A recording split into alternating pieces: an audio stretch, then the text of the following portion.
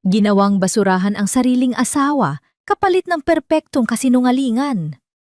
Habang nakaluhod si Maya, pinupulot ang basag na salamin sa ilalim ng sapatos ng biyenan. Nagpapakasarap ang pamilyang umapak sa kanya. Isa kang linta, pandudura ni Doña Carmen. Isang dagundong. Bumulaga si Ethan, hindi bilang simpleng asawa, kundi kinatatakutang bilyonaryo. Imbes na kumapit, tumayo si Maya. Hindi ko kailangan ng hari kung ang palasyo mo ay panlilin lang. Paano babangon ang pusong nadurog ng mismong tagapagligtas nito? Akala mo ba talaga, Maya, sapat na ang ganda mo para maging bahagi ng pamilya namin? Isang malaking pagkakamali ang anak ko at ikaw ang pinakamalaking dumi na kailangang burahin sa buhay niya.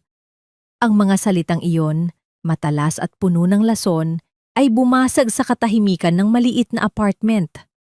Sa sandaling iyon, tila huminto ang pag-ikot ng mundo para kay Maya. Hinahawakan niya ang isang kupas na asul na polo ni Ethan, ang paboritong isuot ng kanyang asawa kapag pumapasok ito sa trabaho bilang isang ahente ng insurance. Maingat niyang itinusok ang karayom sa huling butones na malapit ng matanggal.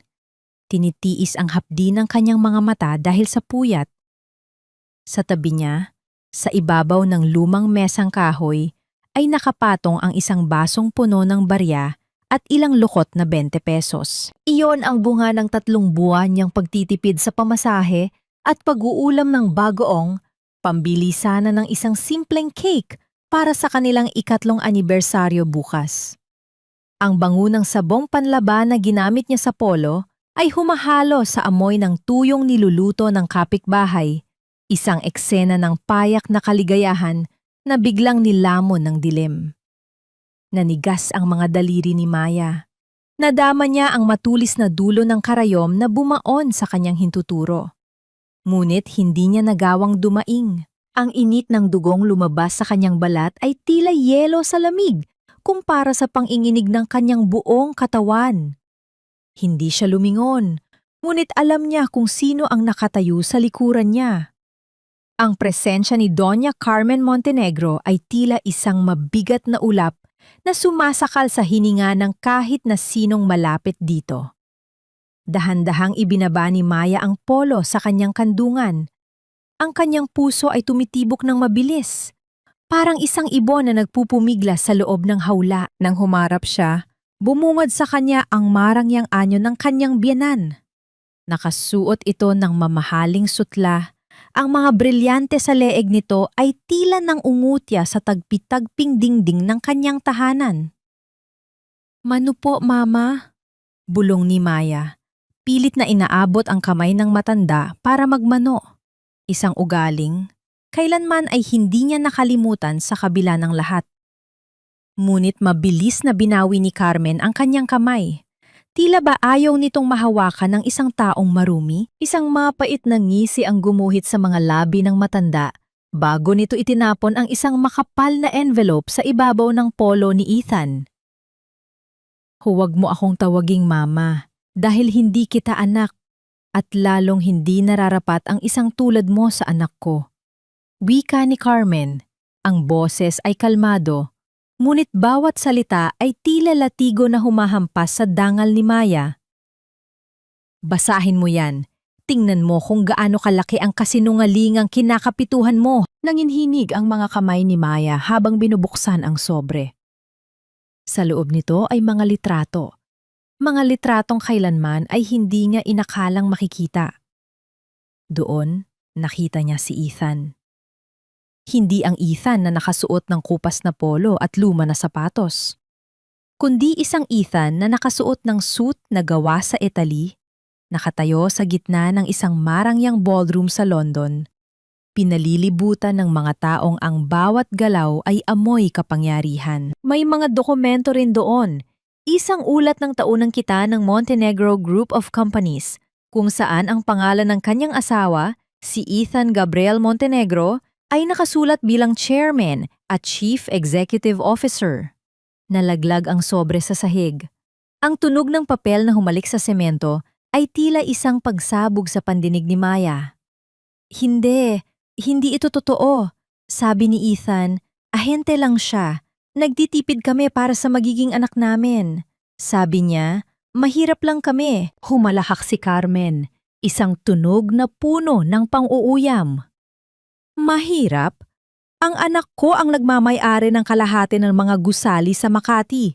Ang restaurant na kinakainan mo ng tira-tirang pagkain kapag may okasyon ay pag-aari niya. Ang tanging dahilan kung bakit siya nandito sa lungga na ito ay dahil sa isang laro. Isang laro ng pagpapanggap dahil sawa na siya sa mga babaeng habol lang ay pera. At ikaw, Maya, ikaw ang pinaka-epektibong laruan na nahanap niya. Hindi totoo yan. Pagmamakaawa ni Maya. Ang kanyang boses ay nanginginig sa pagitan ng hitbi. Mahal ako ni Ethan. Ramdam ko yun sa bawat yakap niya.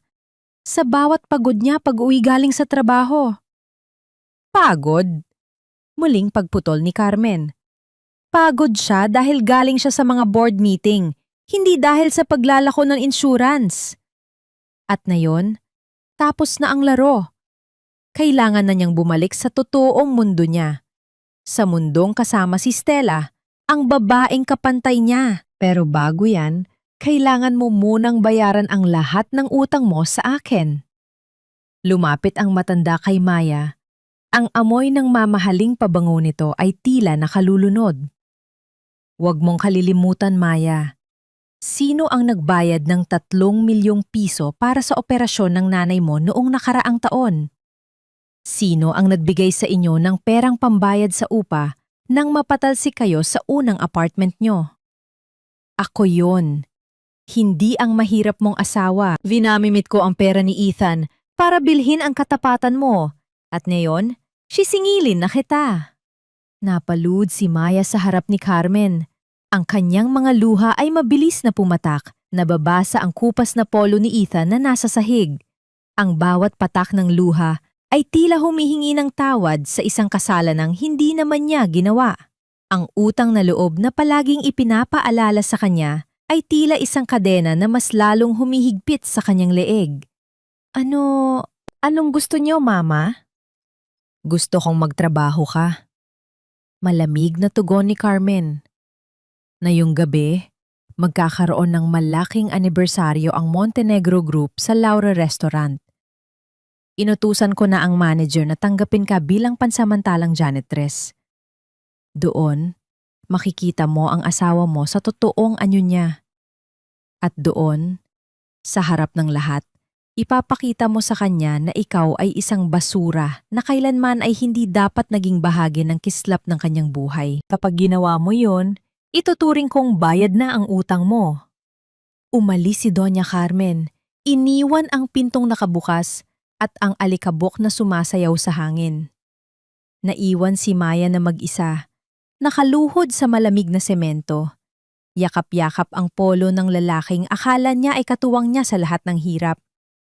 Ang amoy ng sabon sa tela ay tila naging amoy ng pagkabulok. Napatingin siya sa basong puno ng barya. Ang cake na pinag-ipunan niya ay tila isang malaking biro. Isang tanong ang paulit-ulit na bumabalik sa kanyang isipan, mas mabigat pa sa bawat katotohanang unti-unting lumilitaw. Sino nga ba talaga ang lalaking natutulog sa tabi ko gabi-gabi? Ang Ethan na marahang humahalik sa aking bago matulog? O ang bilyonaryong tahimik na nakamasid habang unti-unti akong nasasaktan dahil sa sariling ina niya? Bahagyang nangiinig ang mga labi ni Maya habang dahan-dahan siyang tumatayo. Ang kanyang mga mata na dati puno ng pag-asa ay naging tahimik at mabigat sa damdamin. Ngunit hindi siya iiyak para sa sarili niya. Iiyak siya para sa pag-ibig na akala niya ay totoo. Ngunit isa lamang palang dula-dulaan kung saan siya ang tanging hindi nakakaalam ng script. Hindi ang hapdi ng sugat sa kanyang daliri ang nagpaiyak kay Maya, kundi ang malamig na katotohanang ang mundong kanyang ginagalawan ay sadyang idinisenyo para sa mga taong may ginto sa bulsa at wala siyang puwang doon, kundi sa ilalim ng kanilang mga talampakan. Nakatayo si Maya sa harap na naglalakihang pintuan ng Laura Restaurant. Ang gusali ay gawa sa nagkikinahang salamin at bakal. Tila isang palasyong nakatitig sa kanya nang may panghuhusga. Ang kanyang uniforme, isang asul na overall na gawa sa magaspang na tela, ay tila nanunuot sa kanyang balat, isang malupit na paalala na siya ay narito, hindi bilang panauhin, kundi bilang anino. Ang bawat hakbang ng kanyang mga lumang gomang sapatos sa marmol na sahig ay hindi lumilikha ng tunog. Ngunit pakiramdam ni Maya ay bawat kilos niya ay sumisigaw ng kahirapan. Ang amoy ng mamahaling pabango at sariwang bulaklak ay humahalo sa amoy ng chemical na panlinis na hawak niya. Ang bawat kislap ng kristal na chandelier sa kisame ay tila mga matang nanunuway sa kanyang pagkatao. Oy, bilisan mo riyan! Akala mo ba ay binabayaran ka para tumunganga? Ang boses ng manager na si Ginoong Torres ay tila isang matalas na kagat sa kanyang pandinig. Ang sahig na yan, siguraduhin mo kasing kinang ng mukha ng mga VIP mamaya. Kapag may nakita akong kahit isang bakas ng dumi, huwag kang aasa na matatanggap mo ang bayad mo. Tumanggo si Maya. Hindi na nagawang tumingin ng diretsyo. Lumuhod siya sa malamig na marmol at sinimulang kuskusin ang sahig. Ang kanyang mga tuhod ay mabilis na nangalay, ngunit mas masakit ang kirot sa kanyang dibdib. Sa bawat hagod ng basahan, naalala niya si Ethan. Naalala niya ang mga gabing magkasama silang kumakain sa sahig ng kanilang apartment, nagtatawanan habang nangangarap ng isang maliit na tindahan. Ngayon, napagtanto niyang ang bawat tawang, iyon ay bahagi lamang ng isang palabas na siya lang ang seryoso. Ang katahimikan ng hall ay biglang nabasag nang bumukas ang malaking pinto. Isang babae ang pumasok. Ang bawat hakbang ng kanyang matutulis na takong ay tila isang mabilis na tibok ng kaba sa dibdib ni Maya. Siya si Stella, ang babaeng binanggit ni Doña Carmen. Nakasuot ito ng isang pulang gown na tila nagniningas sa ilalim ng mga ilaw, ang kanyang buhok ay maayos na nakapusod at ang kanyang mukha ay puno ng kapalaluan. Huminto si Stella sa tapat ni Maya.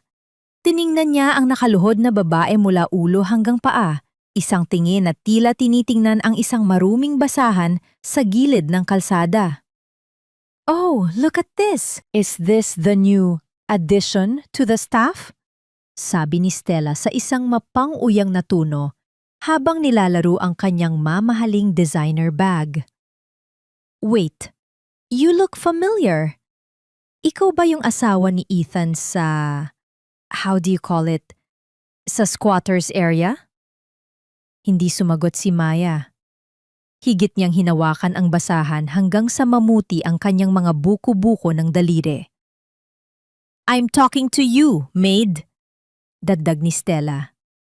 Bigla niyang itinagilid ang hawak na tasa ng kape. Ang maitim at mainit na likido ay dahan-dahang umagos mula sa tasa, pumabagsak sa sahig na kalilinis lang ni Maya at tumatalsik sa dulo ng kanyang uniforme. Walang pasabi, itinapak ni Stella ang kanyang puting sapatos sa gitna ng natapong kape. Look what you made me do! Natapon tuloy ang coffee ko dahil sa dumi ng hitsura mo. Now, clean it! Clean my shoes too! Gamitin mo yung panyo mo. Ayaw ko madumihan ang sapatos ko ng basahan mong amoy kanal. Napapikit si Maya. Nadama niya ang init ng kape sa kanyang balat at ang mas matinding init ng luhang nagbabadyang pumatak. Sa gitna ng kahihiyan, naisip niyang tumayo at lumakad palabas. Ngunit, naalala niya ang banta ni Doña Carmen. Naalala niya ang kanyang ina na may sakit at ang kaligtasan ni Ethan na akala niya ay nasa panganib. Dahan-dahan niyang inilabas ang kanyang personal na panyo mula sa bulsa.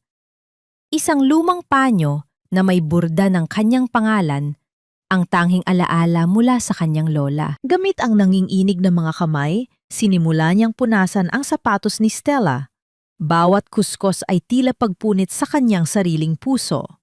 Narinig niya ang mahinang halahak ni Stella at ang mga bulungan ng ibang empleyado na nakamasid sa malayo. Good girl, at least alam mo kung saan ka lulugar. Wika ni Stella bago naglakad palayo, iniiwan ng amoy ng kanyang mapang-aping tagumpay. Nang makaalis si Stella, nagmamadaling tumayo si Maya at tumakbo patungo sa banyo ng mga empleyado. Sa loob ng maliit na silid, sa harap ng basag na salamin, tiningnan niya ang kanyang sarili. Ang kanyang mukha ay maputla. Ang kanyang mga mata ay puno ng pait. Binuksan niya ang gripo at ang tunog ng tubig na bumubuhos sa lababo ay tila ang tanging bagay na nakakaintindi sa kanyang hagulhol na walang tunog. Hinilamos niya ang kanyang mukha ng paulit-ulit, pilit na binubura ang bakas ng kahihiyan. Para kay Ethan ito. Bulong niya sa sarili.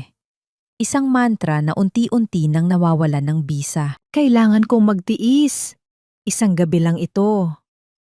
Ngunit sa kaibuturan ng kanyang puso, alam niyang pagkatapos ng gabing ito, hindi na siya ang dating Maya. Ang bawat patak ng tubig sa kanyang mukha ay tila humuhugas sa kanyang inosenteng pag-ibig, iniiwan ang isang matigas at sugatang kaluluwa. Lumabas siya ng banyo na may mas matatag na anyo, bagamat ang kanyang mga balikat ay tila pasan ang buong mundo. Ngunit hindi pa siya nakakalayo nang harangin siya ni Ginoong Torres.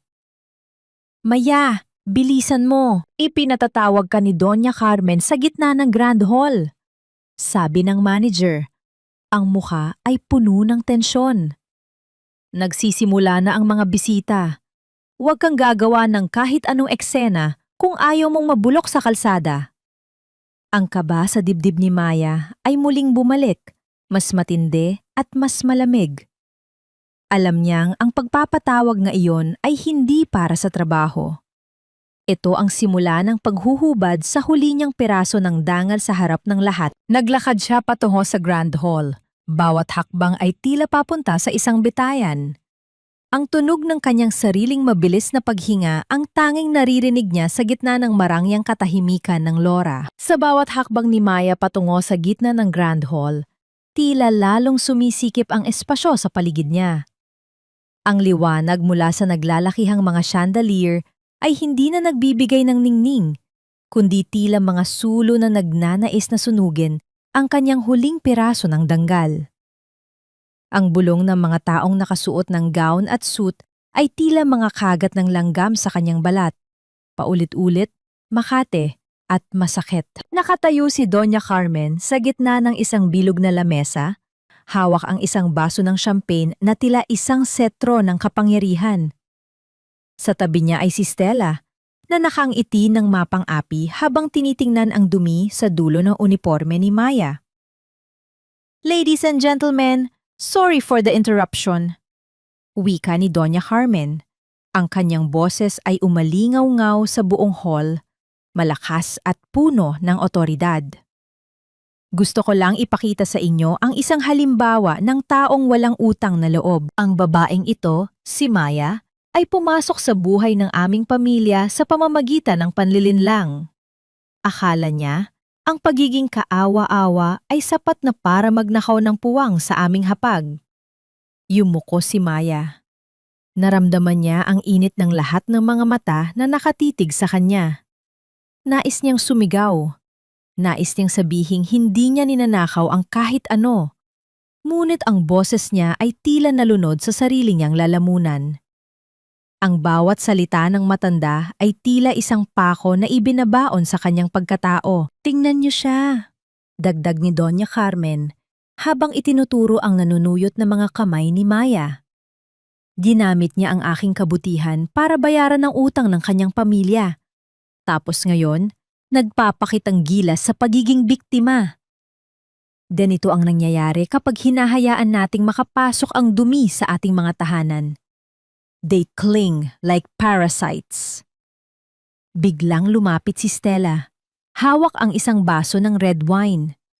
Sa gitna ng katahimikan, isang mabilis na paggalaw ang ginawa ng dalaga. Ang baso ay bumagsak sa marmol na sahig, malapit sa paanan ni Maya at nagkapira-piraso. Ang mapulang likido ay tumalsik sa mukha at sa kamay ni Maya, tila isang sariwang dugo na humahalo sa putik ng kanyang uniforme. Oh my God! I'm so clumsy! Tawa ni Stella. Ang kanyang boses ay walang bakas ng pagsisisi. Janitress, right? Don't just stand there looking like a ghost. Clean this up. Now. Nanginginig ang buong katawan ni Maya. Ang init ng red wine sa kanyang balat ay tila nanunuot sa kanyang mga sugat. Isang malakas na panggigigil ang naramdaman niya. Ngunit ang mukha ng kanyang may sakit na ina at ang banta ng kanyang biyenan ang nagpako sa kanya sa kinatatayuan. Dali, pulutin mo yan gamit ang mga kamay mo. Utos ni Doña Carmen. Ang kanyang boses ay wala ng bakas ng pagiging tao. Ayaw kong makarinig ng ingay ng wales. Pulutin mo ang bawat piraso. Siyan ang nararapat sa mga tulad mong pilit na umaakyat sa itaas. Ang mabulag sa sariling bubog. Dahan-dahang lumuhod si Maya sa gitna ng mga nagkikinangang sapatos ng mga panauhin. Ang kanyang mga tuhod ay dumapo sa malamig na marmol na basa ng alak. Sinimulan niyang pulutin ang mga matutulis na piraso ng salamin. Isang matalim na sakit ang gumuhit sa kanyang palad nang bumaon ng isang bubog at ang totoong dugo ay nagsimulang dumaloy. Humahalo sa kulay ng alak. Ang bawat piraso ng salamin na kanyang pinupulot ay tila piraso ng kanyang pangarap na nawasak na rin. Ang bawat hapdi ay tila isang panalangin na sana ay matapos na ang bangungot na ito. Sa gitna ng kanyang paghihirap, pumasok sa isip niya si Ethan. Ethan? Nasaan ka na? Bakit hinahayaan mong gawin nila ito sa akin? Biglang, ang masayang musika sa background ay tumigil. Ang mga tawa ng mga bisita ay tila naputol ng isang matalim na gunting. Isang mabigat na katahimikan ang bumalot sa buong hall. Tila ang hangin ay naging yelo. Isang malakas na pagtulak sa malaking pintuan ng hall ang lumiha ng tunog na yumanig sa bawat sulok. Ang mga gwardya sa labas ay mabilis na tumabi. Ang kanilang mga ulo ay nakayuko sa labis na paggalang. Isang anino ng isang matangkad na lalaki ang unti-unting lumitaw sa gitna ng maliwanag na koridor. Ang tunog ng mabibigat na hakbang ng mga sapatos na gawa sa balat ay umalingaw-ngaw sa marmol, papalapit ng papalapit sa kinaroroonan ni Maya. Ang bawat hakbang ay tila isang babala ng paparating na bagyo. Hindi naglakas loob si Maya na tumingala. Nakaluhod pa rin siya. Ang kanyang kamay ay madugo at puno ng basag na salamin. Ngunit naramdaman niya ang isang pamilyar na init, isang presensya na dati ay nagbibigay sa kanya ng kapayapaan, ngunit na yun ay nagdadala ng nakapaparalisang kaba. Ang mga hakbang ay huminto sa tapat mismo ni Maya. Isang pares ng itim na sapatos na kasingkinang ng salamin ang bumulaga sa kanyang paningin. Ang bango ng asawa niya, ang amoy ng sandalwood at lamig ng ulan ay pumasok sa kanyang pandama. Isang matinding pangiinig ang bumalot kay Maya. Dahan-dahan niyang iniangat ang kanyang paningin mula sa sapatos, paakyat sa mamahaling tela ng suit hanggang sa mukha ng lalaking nakatayo sa harap niya. Ang lalaking ito ay hindi ang Ethan na humahalik sa kanya sa umaga. Ang Ethan na ito ay may mga matang tila gawa sa bakal, malamig, makapangyarihan at puno ng panganib. Ang katahimikang bumalot sa Grand Hall ay tila isang mabigat na kumot na sumasakal sa bawat hininga ng mga naroon. Ang kislap ng mga diamante at ang bango ng mamahaling alak ay biglang naglaho. Naiwan lamang ang nakapapapasong tingin ni Ethan Montenegro na nakapako sa kanyang asawa. Hindi pinansin ni Ethan ang mga bulungan. Hindi niya tiningnan ang kanyang ina na ngayon ay unti-unti nang namumutla. O si Stella na pilit itinatago ang nangiinig na mga kamay sa likod ng kanyang pulang gown. Ang tanging nakikita niya ay si Maya. Ang kanyang Maya, na nakaluhod sa gitna ng mga basag na kristal, ang mga kamay ay puno ng dugo at ang uniforme ay basang-basa ng alak. Isang mabilis na paggalaw ang ginawa ni Ethan. Walang pakialam kung marumihan ang kanyang sapatos na nagkakahalaga ng libu-libong dolyar o kung mabaon ang mga bubog sa kanyang tuhod, lumuhod siya sa harap ni Maya. Maya, ang kanyang boses na kanina ay parang bakal sa lamig ay biglang naging marupok, tila isang batang nawawala sa dilim. Inabot ni Ethan ang mga kamay ni Maya. Ang kanyang mahahabang daliri ay dahan-dahang humaplos sa mga sugat nito. Ngunit sa sandaling magdampi ang kanilang balat, naramdaman ni Ethan ang isang bagay na mas masakit pa sa anumang sugat. Ang panghing-inig ni Maya sa takot. Hindi takot sa mga taong nang api sa kanya, kundi takot sa kanya. Ethan, anak, let me explain. Ang boses ni Doña Carmen ay pumasok sa hangin, pilit na ibinabalik ang kanyang awtoridad. Ang babaeng ito, kailangan niyang matutunan ang kanyang lugar. I did this for you, for our family's reputation. Reputation? Lumingon si Ethan. Ang kanyang mga mata ay nag-aapoy sa galit na matagal niyang kinimkim. Ang boses niya ay hindi malakas, ngunit ang bawat salita ay tila isang hatol ng kamatayan. Ang reputasyong sinasabi mo ay ang pag-apak sa isang taong walang kalaban-laban. Ang pamilyang sinasabi mo ay ang mga taong kayang manakit ng isang inosenteng babae? Tumayo si Ethan, bit-bit ang isang awtoridad na nagpatahimik maging sa pinakamakapangyarihang tao sa loob ng silid. Tumingin siya sa manager na si Ginoong Torres, na ngayon ay tila nais ng maglaho sa kinatatayuan. You're fired, malamig na sabi ni Ethan. At lahat ng narito, nanonood lang habang sinasaktan ng asawa ko. Asahan niyo ang tawag mula sa aking mga abogado bukas. This restaurant, this hall, everything you see here is mine. At walang sinuman ang may karapatang saktan ang reyna ng buhay ko. Lumingon siya sa kanyang ina. At ikaw, Mama, wag na wag kang aapak sa anumang pag-aari ko simula ngayong gabi. Ang utang na loob na palagi mong isinusumbat. Ituring mong bayad na yon kapalit ng bawat patak ng dugo na nawala kay Maya. Isang malakas na singhap ang umalingangaw sa paligid. Si Stella ay napaurong. Ang kanyang mukha ay kasing puti na ng pader. Ngunit sa gitna ng lahat ng ito, si Maya ay nanatiling nakaluhod. Dahan-dahang muling lumuhod si Ethan para buhatin si Maya. Halika na, Maya. Iuuwi na kita. I'm sorry. I'm so sorry, mahal ko. Ngunit bago pa man mahawakan ni Ethan ang balikat ni Maya, buong lakas na tinabig ni Maya ang kanyang mga kamay. Ang tunog ng pagtama ng kanilang mga balat ay tila isang pagsabog sa gitna ng katahimikan. Dahan-dahang tumayo si Maya. Ang kanyang mga paa ay nanginginig. Ang kanyang mga kamay ay patuloy sa pagdaloy ng dugo. Ngunit ang kanyang likod ay tuwid na. Tiningnan niya si Ethan. Hindi bilang asawa, kundi bilang isang estrangero na nakasuot ng maskara. Ang Ethan na kilala ko ay yung lalaking umuuwi sa akin na amoy pagod. Yung lalaki na titiis sa hirap kasama ko. Ang boses ni Maya ay mahina, ngunit bawat salita ay punong-puno ng pait na tilalason. Ang lalaking nasa harap ko ngayon. Sino ka? Sino ang lalaking ito na may kakayahang manira ng buhay sa isang salita lang? Sino ang bilyonaryong nanood habang dahan-dahan akong dinudurog ng sarili niyang pamilya? Maya, ginawa ko lang yon para protektahan ka. Protektahan?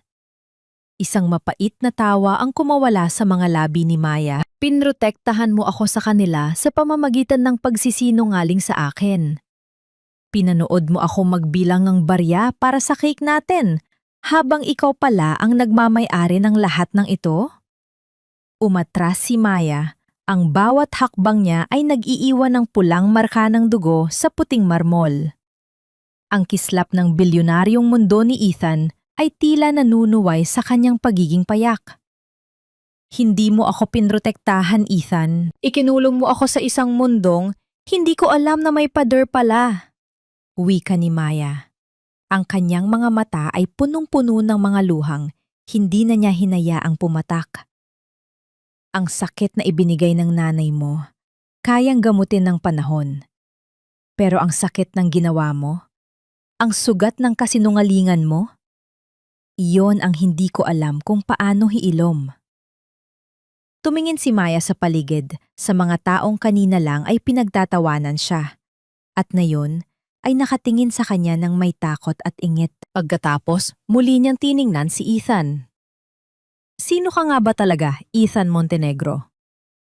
At bakit pakiramdam ko, mas kilala ko pa ang anino mo kaysa sa totoong ikaw? Ang bawat salitang binitawan ni Maya ay tila mga palasong tumatago sa dibdib ni Ethan. Bawat isa ay may dalang lason ng pait at matinding pagkabigo. Ang katahimikan sa loob ng hall ay naging mas nakabibingi, habang ang mga diamante sa paligid ay tila nawala ng ningning sa harap ng duguan at sugatang babaeng nakatayo sa gitna ng red carpet. Maya, please, makinig ka sa akin! Ang boses ni Ethan ay nanginghinig. Ang kanyang mga kamay ay nakaabot, ngunit hindi mangahas na humawak. Natatakot na baka tuluyan ng maglaho ang asawa sa isang maling galaw. Ginawa ko lang ang lahat ng ito dahil ayaw kong maranasan mo ang dumi ng mundong kinalakihan ko. Gusto kong manatili kang payapa sa piling ko. Malayo sa mga mapanghusgang mata ng pamilya ko. Isang mapait na ngiti ang gumuhit sa mga labi ni Maya, habang ang isang luha, ang huling luhang ititira niya para sa gabing ito, ay dahan-dahang gumulong sa kanyang pisngi. Payapa. Ethan, ang kapayapa ang ibinigay mo ay isang kulungang gawa sa ginto. Akala ko ba ay magkatuwang tayo sa hirap at ginhawa? Pero ang totoo, pinanood mo lang akong magpakahirap habang ikaw ay may hawak na remote control sa buhay ko. Huminga ng malalim si Maya, tila tinitipon ang lahat ng natitirang lakas sa kanyang maliit na katawan. Pinrotektahan mo ako sa kanila, Ethan. Iyon ang sabi mo. Pero ang tanong ko, sino ang magpuprotekta sa akin laban sa mga kasinungalingan mo? Sino ang magbabalik ng tiwalang dinurog mo sa bawat segundong nagpanggap kang hindi ka bilyonaryo? Dahan-dahang itinaas ni Maya ang kanyang kaliwang kamay. Sa kanyang daliri ay nakasuot ang isang simpleng gintong singsing. Ang mumurahing wedding ring na binili nila sa isang maliit na pawn shop 3 taon na ang nakalilipas. Para kay Maya, ang singsing na iyon ang sumasagisag sa kanilang katapatan. Ngunit na iyon, tila isa na lamang itong mabigat na bakal. Sa isang marahang pagkilos, hinubad ni Maya ang singsing. Ang kislap nito ay tila ng ungutya sa ilalim ng mga chandelier. Inilakad niya ang kanyang nanginghinig na mga paa patungo sa lamesang puno ng mga basag na kristal at natapong red wine. Ipinatong niya ang singsing sa ibabaw ng isa sa mga pinakamatalim na bubog ng basong binasag ni Stella. Ang pag-iwan sa huling alaala ng lalaking inakala niyang kilala niya sa gitna ng kapangitang nilikha ng pamilya nito. Ang singsing na ito ay para sa Ethan na minahal ko. Ang Ethan na payak. Ang Ethan na totoo. Bulong ni Maya. Ang boses ay sapat na para marinig ng mga nasa malapit. Pero ang lalaking nasa harap ko ngayon, hindi kita kilala. At ayaw kitang makilala. Hindi na hinintay ni Maya ang anumang sagot. Sinimula niyang hubarin ang kanyang asul na apron ng janitress. Hinahayaan itong mahulog sa sahig na parang isang basahan. Naglakad siya palabas ng Grand Hall. Ang bawat hakbang ng kanyang mga paa na walang sapatos ay nag-iiwan ng maliliit at mapupulang marka ng dugo sa kahabaan ng marangyang red carpet. Ang bawat dugong marka ay tila isang sumbat sa lahat ng mga taong nanonood, isang sakripisyong tinapakan at binalewala. Napatulala si Ethan. Ang kanyang puso ay tila pinipiga ng isang dambuhalang kamay. Nais niyang tumakbo. Nais niyang habulin si Maya at lumuhod sa harap nito hanggang sa mapatawad siya. Ngunit ang bigat ng kanyang sariling kasalanan ang nagpako sa kanyang mga paa. Pinanood niya ang anino ni Maya na unti-unting lumiliit habang lumalabas ito sa naglalakihang mga pintuan ng Laora. Nang makalabas si Maya sa gusali, ang lamig ng gabi ay sumalubong sa kanyang basang uniporme. Ang dilim ng kalsada ay tila mas payapa kaysa sa liwanag sa loob ng restaurant. Naglakad siya ng walang direksyon. Ang sakit ng kanyang mga paa ay hindi na niya nararamdaman dahil sa manhid ng kanyang buong pagkatao. Sa gitna ng isang madilim at tahimik na kalsada, malayo sa ingay ng mga sasakyan, biglang tumigil ang paghinga ni Maya. Ang liwanag ng isang malakas na headlight ay biglang tumama sa kanyang likuran. Tila isang halimaw na naghahanap ng biktima sa dilim. Isang itim na sasakyan ang mabilis na humarang sa kanyang daanan. Ang tunog ng pagpreno nito sa kalsada ay bumasag sa katahimikan ng gabi. Nanigas si Maya sa kanyang kinatatayuan. Ang nakabubulag na ilaw ng sasakyan ay tila nagtatago sa kung sino ang nasa loob nito. Sa sandaling iyon, ang tanging naririnig ni Maya ay ang mabilis na tibok ng sarili niyang puso at ang malakas na pagbuhos ng hangin na tila nagbabadya ng isang bagong unos. Akala ko, ang pag-ibig ay sapat na para itayo ang isang tahanan. Pero paano mo itatayo ang bukas kung ang pundasyon ay gawa sa mga lihim na dahan-dahang gumigiba sa iyong pagkatao? Ang tanong nga iyon ay tila isang malamig na hangin na yumayakap kay Maya habang nakatayo siya sa harap ng nakabubulag na ilaw ng itim na sasakyan. Ang kanyang mga paa na kanina pa manhid sa sakit ay nagsimulang manginig sa pagod. Ang bawat patak ng dugo sa kalsada ay tila mga tuldok sa isang kwentong hindi niya alam kung paano tatapusin. Bumukas ang pinto ng sasakyan. Isang babae ang bumaba, hindi si Doña Carmen at hindi rin si Stella. Ang babaeng ito ay may mga matang puno ng pag-unawa. Suot ang isang simpleng puting blusa na tila nagbibigay ng liwanag sa madilim na gabi. Siya si Lily. Huwag kang matakot. Ang boses ni Lily ay malambot, tila isang haplos sa sugatang kaluluwa ni Maya. Nakita ko ang lahat sa Laura. Hindi kita sasaktan. Ang isang ibong may bali ang pakpak ay hindi dapat hinahayaang mamatay sa gitna ng bagyo. Sa sandaling iyon, ang lahat ng pader na itinayo ni Maya sa kanyang loob ay biglang gumuho. Ang kanyang mga tuhod ay bumigay at bago pa man siya tumama sa matigas na semento, sinalo na siya ni Lily. Ang init ng yakap ng isang estrange ay naging hudyat para sa isang hagulgol na kanina pa niya pinipigilan. Hindi ito hagulgol ng galit, kundi ng isang pusong pagod na sa pagiging matatag. Dinala ni Lily si Maya sa isang maliit ngunit malinis na silid sa kabilang bahagi ng lungsod. Sa loob ng silid na iyon, ang hangin ay amoy lavender at kapayapaan.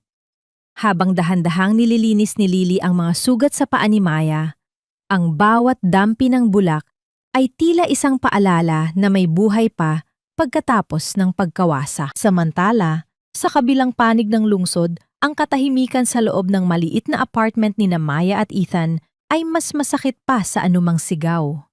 Nakaupo si Ethan sa sahig, sa mismong pwesto kung saan laging naghihintay si Maya sa kanya. Ang kanyang mamahaling suit ay gusot-gusot na at ang kanyang mga mata ay nakatitig sa kupas na asul na polo na tila ba hihilingin niyang maging tao muli ang tila at yakapin siya. Pinulot ni Ethan ang polo. Inilapit niya ito sa kanyang mukha at huminga ng malalim. Ang amoy ng murang sabong panlaban na ginamit ni Maya, ang amoy ng sikat ng araw at tapat na pag-ibig, ay tila isang lason na dahan-dahang pumapatay sa kanya.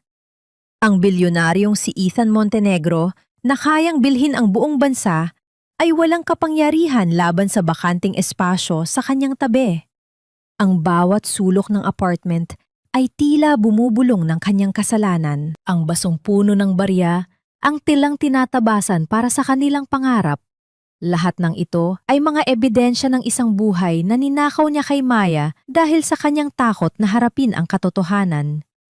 Ngunit sa gitna ng kanyang pagluluksa, ang tunog ng isang tilpono ay bumasag sa katahimikan. Ang pangalan ni Doña Carmen ay lumitaw sa screen. Ethan, tumigil ka na sa pag-iinarte? Ang boses ng kanyang ina ay walang bakas ng pagsisisi. Pinasara ko na ang lahat ng mga account mo sa bangko hanggang sa bumalik ka sa mansyon at pirapirmahan ang mga papeles para kay Stella. Ang basurang babae niyon ay wala na at hindi na siya babalik. Tanggapin mo na ang realidad. Hindi sumagot si Ethan. Sa halip, dahan-dahan niyang pinatay ang tawag at itinapon ang telepono sa pader. Ang tunog ng pagkakabasag ng gadget ay tila ang huling hibla ng kanyang pasensya na naputol. Sa sandaling yon, ang Ethan na sumusunod sa agos ng pamilya ay namatay na rin kasama ng kanyang mga kasinungalingan. Kinaumagahan, nagising si Maya sa sikat ng araw na tumatago sa bintana ng silid ni Lily. Tiningnan niya ang kanyang mga kamay na may benda. Ang sakit ay naroon pa rin, ngunit may kasama na itong isang uri ng determinasyon na hindi niya naramdaman noon. Hindi ko nahahayaang may humawak sa aking tadhana muli, bulong ni Maya sa kanyang sarili. Ang kanyang boses ay mahina, ngunit ang bawat pantig ay tila gawa sa bakal. Ang Maya na umasa sa pag-ibig para mabuhay ay naiwan na sa mga bubog sa lora. Ang Maya na narito ngayon ay babangon para sa sarili niya. Isang kumatok sa pinto. Pumasok si Lily na may dalang envelope. Ang kanyang mukha ay seryoso, tila may dalang balitang magpapabago muli sa takbo ng hangin. Nahanap na ni Ethan ang apartment na ito, Maya, sabi ni Lily. At nagpadala rin ang abogado niya ng mensahe. Pero hindi iyon ang pinakamahalaga. Ang nanay mo, kailangan mo siyang makita. Ang kaba sa dibdib ni Maya ay muling bumangon, ngunit bago pa siya makapagsalita, inilapag ni Lily ang isang pirasong papel sa kama. Iyon ay ang annulment papers at sa ilalim nito ay may pirma na ni Ethan. Ngunit ang tinta ay tila nabahira ng isang tuyong patak ng luha. Ang bawat tahi ng karayom sa tela ay tila isang paraan ni Maya upang pagdugtungin ang mga piraso ng kanyang sarili na binuwag ng nagdaang mga gabi. Sa bawat hila ng sinulid, inililibing niya ang isang alaala at sa bawat pagpindot sa pedal ng makina, itinutulak niya ang kanyang buhay patungo sa isang kinabukasan na siya na ang may hawak ng manibela. Lumipas ang mga linggo. Sa isang maliit at payak na patahian sa gilid ng isang abalang kalsada, matatagpuan si Maya. Ang amoy ng bagong tabas na tela at ang mainit na singaw ng plansa ang naging bago niyang mundo. Kasama si Lily, nahanap ni Maya ang isang uri ng katahimikan na hindi kailanman naibigay sa kanya ng mansyon ng mga Montenegro. Dito, ang kanyang halaga ay hindi sinusukat sa kinang ng kanyang alahas, kundi sa pulido ng kanyang mga tahi. Isang hapon, habang nag-aayos ng mga tumpok ng tela, napansin ni Maya ang isa niyang katrabaho na si Elena. Nakayuko ito. Pilit itinatago ang isang kulay ubing pasa sa kanyang braso gamit ang manggas ng kanyang blusa. Ang pang-inginig ng mga kamay ni Elena habang humahawak ng gunting ay tila isang salamin na nagpakita kay Maya ng kanyang dating sarili. Elena? Tawag ni Maya. Ang kanyang boses ay malambot, ngunit may bigat ng awtoridad. Lumapit siya at dahan-dahang hinawakan ang braso ng babae. Huwag mong itago yan. Ang sugat na itinatago ay hindi kailanman hiilom. It's not your fault, Elena. Huwag kang papayag na saktan kanya ulit dahil lang sa akala niya ay wala kang boses. Nag-angat ng tingin si Elena. Ang mga mata ay puno ng luha. Paano, Maya? Natatakot ako. Wala akong pera, wala akong matatakbuhan. Huminga ng malalim si Maya. Ang kanyang mga mata ay nagniningning sa isang bagong uri ng apoy. Mayroon kang kamay na marunong magtrabaho at mayroon kang dangal na hindi niya kayang sirain. Dito sa patahiyang ito, hindi lang tayo nananahi ng damit, nananahi rin tayo ng bagong buhay. Tutulungan kita. Sa labas ng patahian, nakaparada ang isang itim na sasakyan sa malayo. Sa loob nito, nakaupo si Ethan. Ang kanyang mga mata ay nakapako sa bintana kung saan tanaw niya si Maya. Nakita niya ang bawat niiti nito sa mga katrabaho, ang bawat seryosong tingin nito sa trabaho, at ang paraan ng pagtayo nito na tila ba hindi na ito ang babaeng nangiinig sa takot sa lora. Gusto niyang bumaba, gusto niyang tumakbo patungo kay Maya, lumuhod at sabihing isinuko na niya ang lahat ng kanyang posisyon sa kumpanya para lang maging karapat-dapat muli sa kanya. Pero alam ni Ethan, ang presensya niya ay isang paalala lamang ng sakit. Pinanood niya si Maya mula sa malayo. Isang bilyonaryo ngayon ay pulubi sa pag-ibig. Biglang bumuhos ang malakas na ulan. Ang tunog ng mga patak ng tubig na humahampas sa bubong na yero ay tila isang malakas na palakpakan ng langit. Nakita ni Ethan si Maya na naghahandang lumabas para umuwi. Mabilis siyang bumaba ng sasakyan. Iniwan ng isang malaking itim na payong sa tapat ng pinto ng patahian at mabilis na bumalik sa dilim bago pa siya makita nito. Nang lumabas si Maya, nakita niya ang payong. Walang tao sa paligid. Tanging ang amoy ng sandalwood at ulan ang naiwan sa hangin. Alam ni Maya kung kanino yon. Hinawakan niya ang hawakan ng payong. Ang lamig ng bakal ay tila nagpadala ng kuryente sa kanyang puso. Hindi siya nagalit. Sa halip, isang malalim na buntong hininga ang kanyang pinakawalan. Binuksan niya ang payong at naglakad sa ilalim ng ulan, hinahayaan ang bawat patak na hugasan ang natitirang pait. Pagdating niya sa kanyang maliit na paupahan, tumunog ang kanyang lumang telepono. Isang hindi pamilyar na numero ang lumitaw. "Hello?" tanong ni Maya. "Maya, si Nurse Sarah ito mula sa St. Jude Hospital." Ang boses sa kabilang linya ay puno ng pagmamadali. "Ang biyenan mo, si Doña Carmen Montenegro. Isinugod siya rito dahil sa atake sa puso. Ayaw niyang makita ang kahit sino, pati si Sir Ethan. Pero ang pangalan mo ang paulit-ulit niyang binubulong." Nanigas si Maya sa kanyang kinatatayuan. Ang payong na bitbit niya ay dahan-dahang nalaglag sa sahig. Ang tunog ng pagtama nito sa semento ay tila isang hudyat ng muling paghaharap ng nakaraan at ng kasalukuyan. Ang bawat mahaba at pantay na ritmo ng life support monitor sa loob ng silid ay tila isang paalala ng oras na unti-unting nauubos. Isang babala na ang lahat ng yaman at kapangyarihan sa mundo ay nauuwi rin sa isang puting kumot at amoy ng gamot.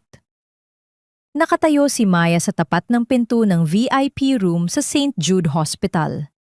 Hawak niya ang dulo ng kanyang simpleng blusa. Ang kanyang mga kamay ay nanginginig pa rin mula sa biyahe. Pagbukas niya ng pinto, hindi niya nakita ang marangyang Doña Carmen na nagpahiya sa kanya sa Laura.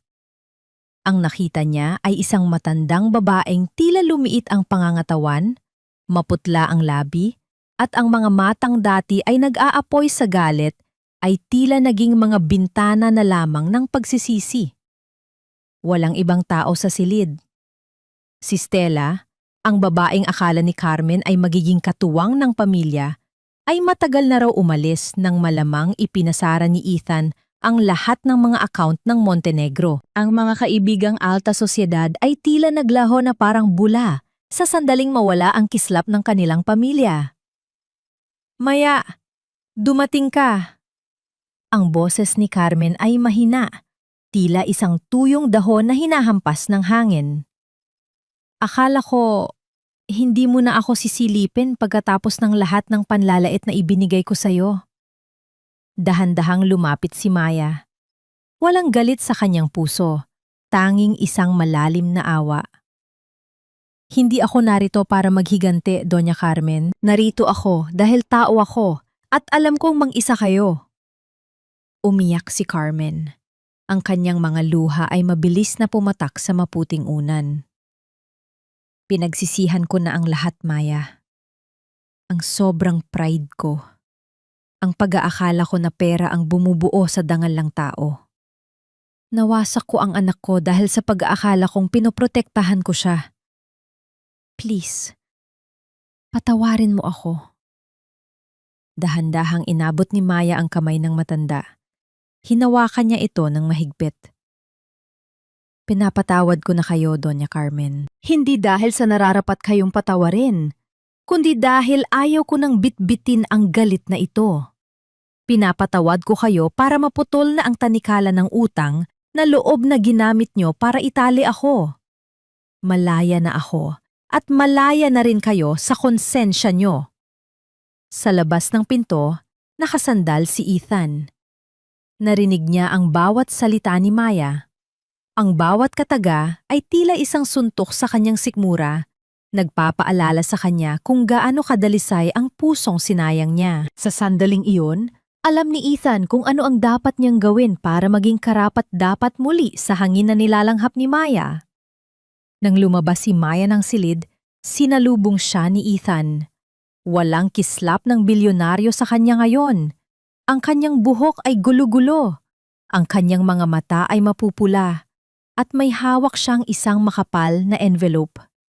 Maya, sandali! Ang boses ni Ethan ay puno ng pagsusumamo. Inabot niya ang envelope. Ito ang mga dokumento ng lahat ng ari-arian ko na nasa ilalim ng aking pangalan. Isinuko ko na ang lahat sa isang trust fund. Gagamitin ang perang iyon para sa foundation na itatayo mo. Isang lugar para sa mga babaeng tulad ni Elena. Para sa mga taong inapi ng mga tulad ng pamilya ko. Wala na akong kumpanya, Maya. Wala na akong posisyon.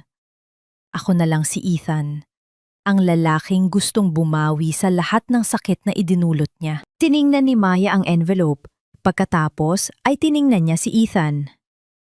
Ang pera ay hindi makakabili ng kapatawaran, Ethan. At ang pagtalikod sa yaman ay hindi nangangahulugang tapos na ang sugat sa puso ko. Hindi na hinintay ni Maya ang sagot ni Ethan. Mabilis siyang naglakad palabas ng ospital. Ang ulan ay nagsimulang bumuhos ng malakas.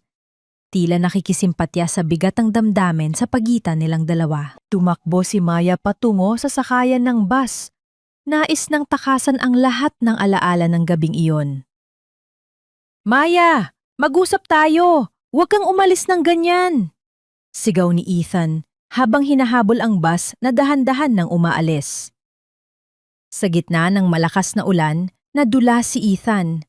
Ang kanyang mamahaling sapatos ay nawalan ng kapit sa madulas na kalsada. Napasubsob siya sa putikan. Ang kanyang mga kamay ay bumaon sa maruming lupa habang pinapanood ang bus na palayo ng palayo. Ang ulan ay humahampas sa kanyang likuran. Hinuhugasan ang putik. Ngunit hindi ang sakit ng kanyang pagbagsak. Naiwan si Ethan na nakaluhod sa gitna ng kalsada, basang-basa at puno ng putik, habang ang anino ng bus na kinalululanan ni Maya ay tuluyan ng nilamon ng dilim at hamog ng gabi. Ang bawat butil ng ulan na humahampas sa bintana ay tila isang malakas na katok sa konsensya, isang paalala na sa kabila ng lahat ng sakit, ang pag-ibig ay hindi basta-basta namamatay. Ito ay dahan-dahan lamang na natutulog sa ilalim ng mga sugat na hindi pa lubos na naghihilom. 3 oras na ang nakalilipas, simula nang bumuhos ang malakas na bagyo. Sa loob ng kanyang maliit na paupahan, nakatayo si Maya sa likod ng kortina, nakatingin sa ibaba. Doon, sa tapat ng gate, ay isang bulto ng lalaking hindi natitinag ng lamig at lakas ng hangin. Basang-basa si Ethan, ang kanyang mga balikat ay nakayuko at ang kanyang panginginig ay bakas hanggang sa layo ng kinaroroonan ni Maya. Wala itong payong, wala itong dalang, kahit ano kundi ang kanyang sariling pagsisisi. Ang bilyonaryong dati ay pinapalibutan ng mga bodyguard at mamahaling sasakyan ay naroon ngayon, nag-iisa sa dilim, naghihintay ng isang pagkakataong hindi niya alam kung darating pa. Bakit ka pa nariyan, Ethan? Bulong ni Maya sa hangin. Ang kanyang mga daliri ay mahigpit na nakahawak sa tela ng kurtina. Bakit kailangan mong ipakita na mahina ka rin? Sinubukan ni Maya na humiga at matulog. Ipinikit niya ang kanyang mga mata at pinilit na isipin ang trabaho sa patahian. Ngunit ang bawat dagundong ng kulog ay tila boses ni Ethan na tumatawag sa kanya. Naalala niya ang itsura nito nang madapa sa putikan sa labas ng ospital. Ang pagkawasak ng dangal nito para lamang hindi siya mawala. Hindi na nakatiis si Maya. Ang kanyang pagiging matiisin at maawain na dati ay ginamit ng iba para saktan siya, ay naging dahilan na yon para manaig ang kanyang kabutihan. Kumuha siya ng isang tuyong tuwalya at isang lumang jacket. Dahan-dahan niyang binuksan ang pinto at bumaba. Ang bawat hakbang niya sa hagdan ay tila isang paglalakbay pabalik sa lalaking minahal niya. Nang buksan niya ang gate, bumulaga sa kanya ang mukha ni Ethan. Ang kanyang mga labi ay nangingitim na sa lamig at ang kanyang mga mata ay halos hindi na maidilat dahil sa tubig na dumadaloy sa kanyang mukha. Maya, ang boses ni Ethan ay paos. Tila isang huling hininga ng isang taong nalulunod. Baliw ka ba? Magkakasakit ka sa ginagawa mo. Wika ni Maya. Ang kanyang boses ay matigas, ngunit may halong pag-aalala na hindi niya maitago. Ipinatong niya ang tuwalya sa ulo ni Ethan. Biglang lumuhod si Ethan sa harap niya, sa gitna ng baha at ulan. Hindi na ako babalik sa mansyon, Maya. Isinuko ko na ang lahat. Wala na ang chairman, wala na ang bilyonaryo. Kung hindi mo ako tatanggapin, dito na lang ako, hanggang sa matunaw ako ng ulan. Tumingin si Maya sa kanya. Dahan-dahan niyang hinawakan ang magaspang na mukha ni Ethan. Hindi sapat ang pagluhod sa ulan para ayusin ang lahat, Ethan. Ang sugat na iniwan mo ay malalim pa rin. Alam ko. Sagot ni Ethan habang hinahawakan ang dulo ng damit ni Maya nang may labis na pag-iingat. Tila ba natatakot siyang madumihan ang kabutihan ng asawa? Pero hayaan mo akong patunayan na ang Ethan na minahal mo ay hindi kailanman nawala. Nagtago lang siya sa likod ng takot. Hayaan mong mag-umpisa ako sa umpisa kahit bilang estranjero, kahit bilang katulong sa patahiyan mo. Huminga ng malalim si Maya. Pinunasan niya ang tubig sa mukha ni Ethan gamit ang tuwalya. Pumasok ka na. Hindi dahil pinatawad na kita, kundi dahil ayaw kong maging mamatay tao sa gabing ito. Dahan-dahang tumayo si Ethan. Habang naglalakad sila papasok, may isang maliit na kahon na nahulog mula sa bulsa ng kanyang basang suit. Ang tunog ng pagtama nito sa semento ay hindi narinig dahil sa lakas ng ulan. Ngunit nakita ito ni Maya. Pinulot ni Maya ang kahon bago pa ito maanod ng tubig. Pagpasok nila sa loob ng maliit na silid, habang kumukuha si Ethan ng tuyong damit sa banyo, binuksan ni Maya ang munting kahon. Hindi ito diamante. Hindi ito ginto. Sa loob ng kahon ay ang mumurahing wedding ring na iniwan ni Maya sa restaurant.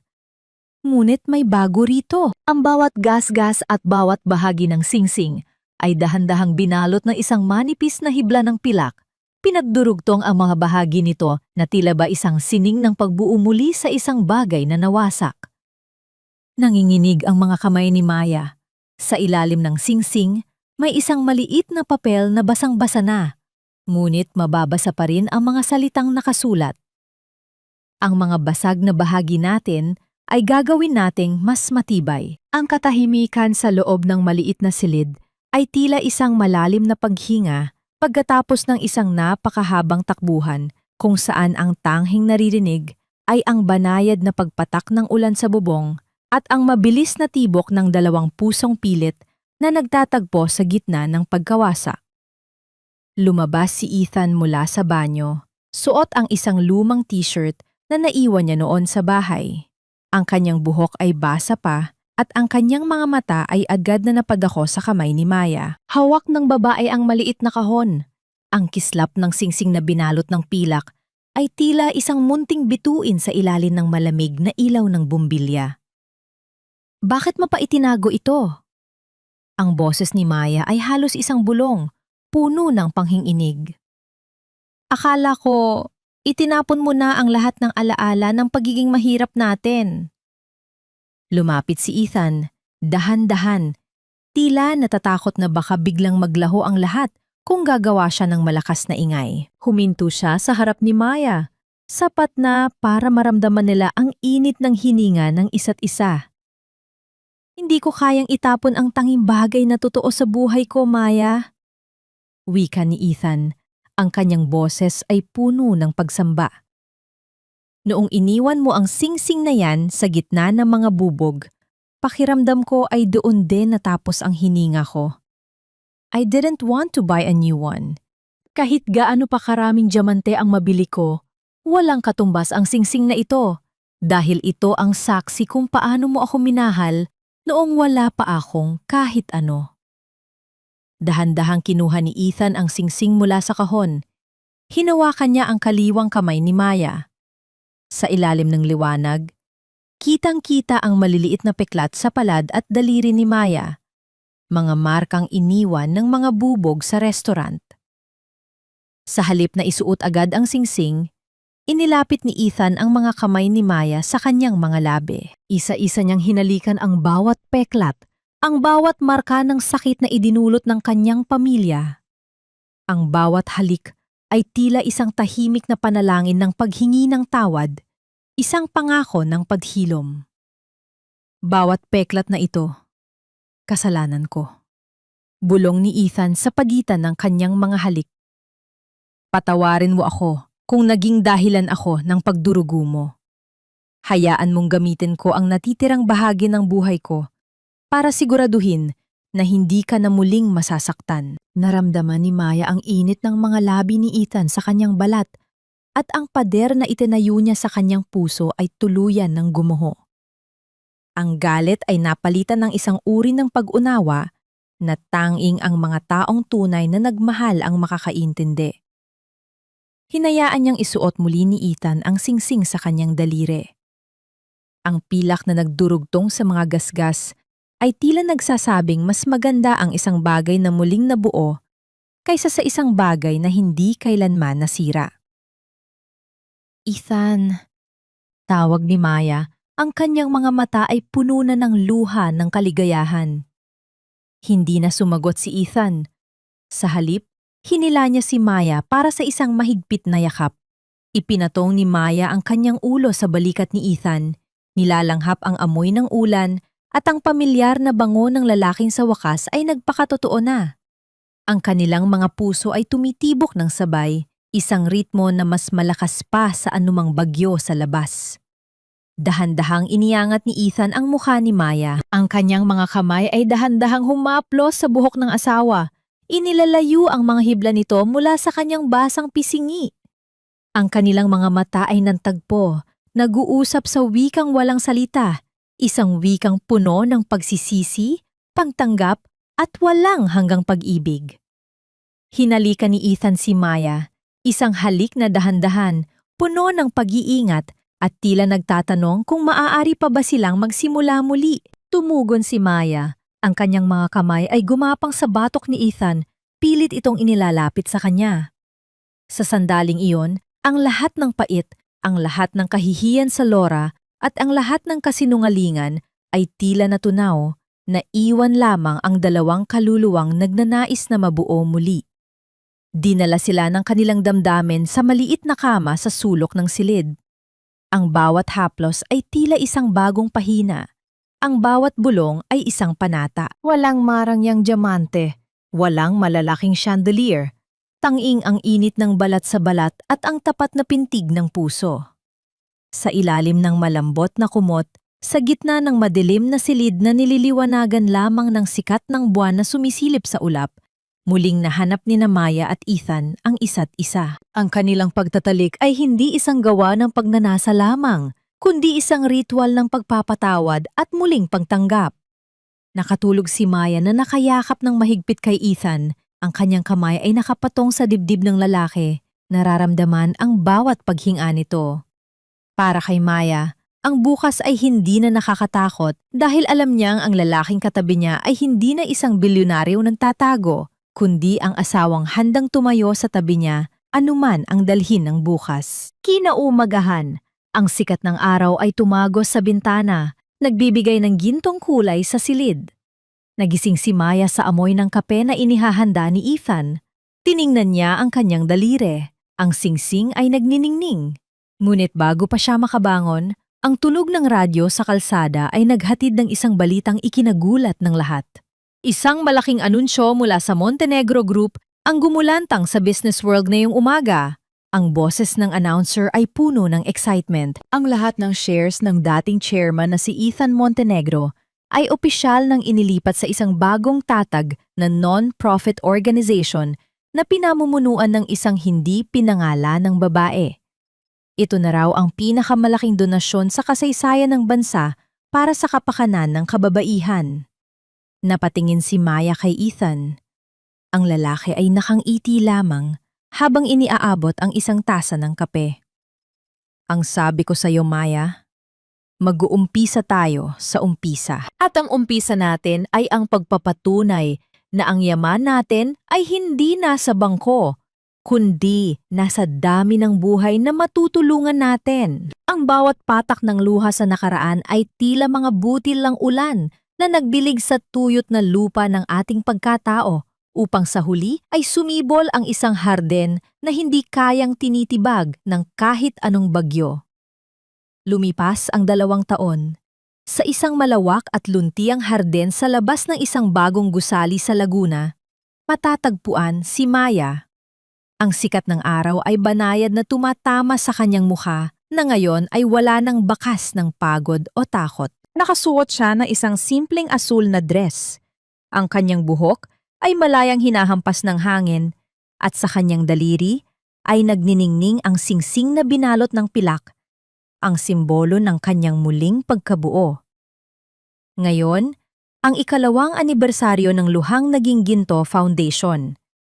Ang gusaling ito ay nagsisilbing kanlungan ng daan-daang kababaihang dumanas ng pang-aabuso, kawalan ng katarungan, at panliliit sa kanilang danggal. Dito, tinuturuan silang tumayo sa sariling mga paa, nananahi ng hindi lamang damit, kundi ng mga bagong pangarap. Samantala, sa isang tahimik na probinsya sa Hilaga, malayo sa ingay at usok ng Makati, matatagpuan si Doña Carmen. Wala na ang kanyang mga diamante at mamahaling sutla. Sa halip, nakasuot siya ng simpleng duster habang nadidilig ng mga rosas sa kanyang maliit na harden. Ang kanyang mukha ay mas payapa na ngayon. Sa tabi ng kanyang higaan ay nakapatong ang isang litrato ni Maya at Ethan kasama ang kanilang munting anak. Bagamat bihira silang magkita, ang kapatawarang ibinigay ni Maya ang naging pinakamahalagang gamot sa kanyang may sakit na puso. Si Stella naman ay tuluyan ang naglaho sa eksena matapos mabaon sa utang ang kanyang pamilya at iwanan ng mga kaibigang akala niya ay tapat sa kanya. Nabalik ang diwa ni Maya nang marinig niya ang malakas na tawag ng isang maliit na tinig. "Mama, look! I drew a flower!" Tumakbo patungo sa kanya ang isang batang babae, si Laya, na may dalang papel na puno ng makukulay na guhit. Kasunod nito ay si Ethan. Wala na ang mabigat na aura ng isang bilyonaryo. Nakasuot lamang siya ng simpleng polo shirt at jeans, bit-bit ang isang bag ng mga gamit ng bata. Si Ethan na ngayon ang katuwang ni Maya sa pagpapatakbo ng foundation. Ginagamit ang kanyang talino sa negosyo para siguraduhing may sapat na pondo ang mga programa para sa mahihirap. Inabot ni Maya ang kanyang anak at binuhat ito, habang si Ethan ay dahan-dahang umakbay sa kanya. Ang kanilang mga sulyap ay nagtagpo, isang tingin na puno ng kasaysayan, ng sakit na nalampasan, at ng pag-ibig na mas pinatibay ng katotohanan. "Ready ka na ba para sa speech mo?" Tanong ni Ethan. Ang kanyang boses ay puno ng pagmamalaki. Tumango si Maya.